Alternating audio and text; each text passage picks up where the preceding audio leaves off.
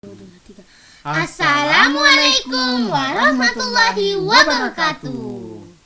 Selamat pagi pemirsa. Sehat-sehat kena semua. Tetap jaga protokol kesehatan tanah biar aman ki dan semua dari COVID. Saya Aco. Dan saya Cece. Kami berdua kembali di hadapan Anda. Tetap di program kesayangan kita bersama Lingkar Kreatif. Aco, ada acara tak? Lagi kosong sekali kak ini Cece. Ajak dulu kemana saja, ayo. Cocolat dek ki kalau begitu Aco. Mau ke ajak ki ke museum. Museum apa mi itu Cece? Biar ndak penasaran ki, tonton maki dulu ini liputannya deh. Baru berangkat ki ke TKP Aco. Oke deh.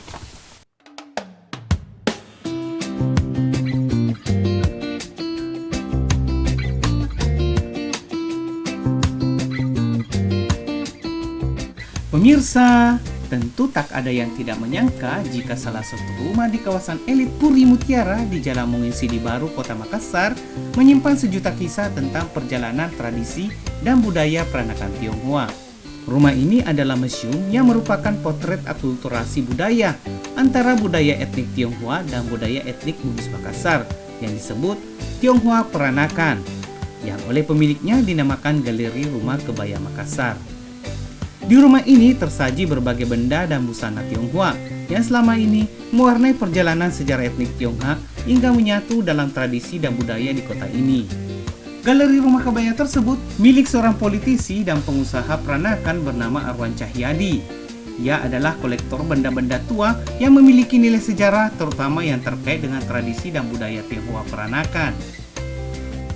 Di lantai 1 merupakan garasi mobil yang telah disulap menjadi ruang penyimpanan sejumlah benda-benda antik, seperti sarung halus kembang berbagai corak dan warna, serta kebaya bermotif pakaian khas Tionghoa peranakan.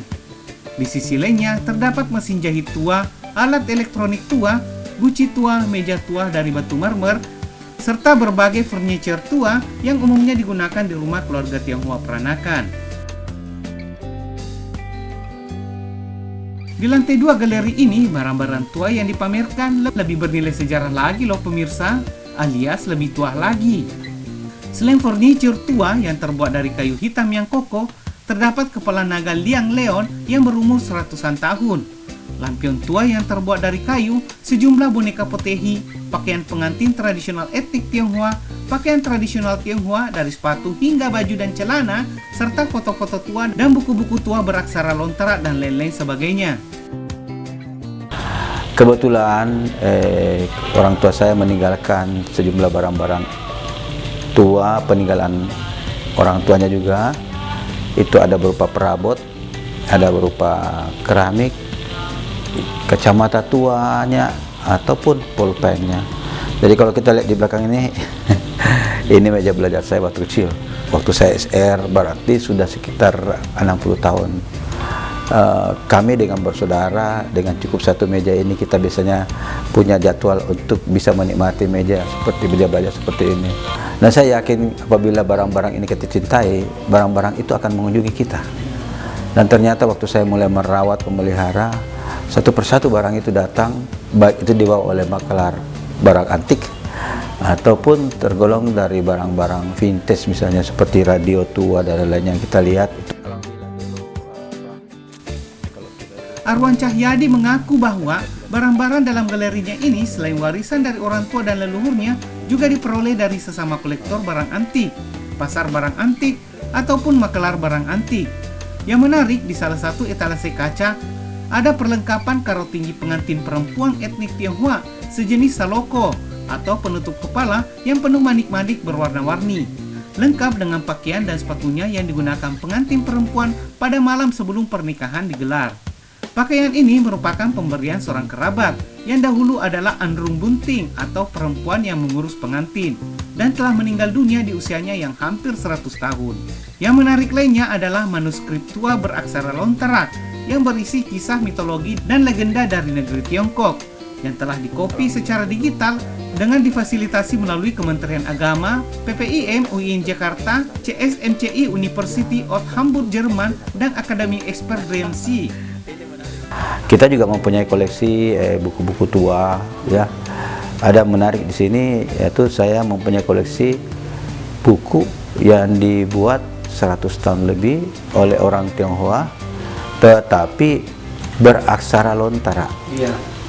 Dan dari satu buku itu rupanya saya dikenal sama Ibu Husnul dari penelitian budaya, karena dari Kementerian Agama.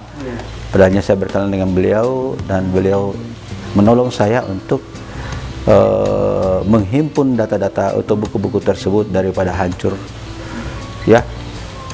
Mereka elektronikkan, jadi tersimpan dalam digital. Nah, saya mempunyai koleksi 47 buku yang 100 tahun lebih itu mengenai cerita daripada cerita mitos lah, atau kisah atau cerita rakyat Tiongkok dulu. Nah, orang ini kebetulan almarhum Lim Kenyong itu namanya sastrawan, dia membaca itu menyadur ke dalam bahasa Lontara, tulisan Lontara, aksara Lontara. Menurut Arwan, dari 47 bundel manuskripto miliknya, hanya 43 yang bisa dikopi secara digital. Ia juga melengkapi galerinya dengan foto dan lukisan tua yang menggambarkan suasana kota Makassar tempo dulu. Galeri Rumah Kebaya ini didirikan Arwan pada bulan April tahun 2018 sebagai refleksi kegelisahan atas tradisi dan budaya Tionghoa Peranakan yang sudah nyaris hilang di telan zaman. Pendirian ini sebagai upaya untuk melestarikan dan menyelamatkan kebiasaan Tionghoa Peranakan dalam daur hidup dari kelahiran hingga kematian.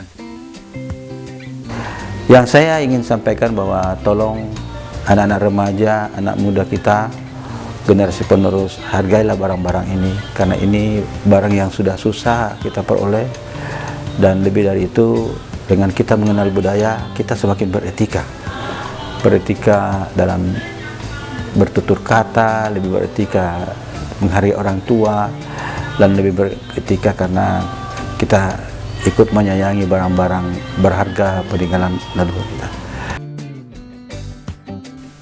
Galeri ini juga dibuka untuk umum. Jika pemirsa hendak berkunjung atau melaksanakan penelitian budaya ini, selaku pemilik galeri tersebut, Arwan Cahyadi membuka pintunya setiap saat. Nah pemirsa, tunggu apa lagi?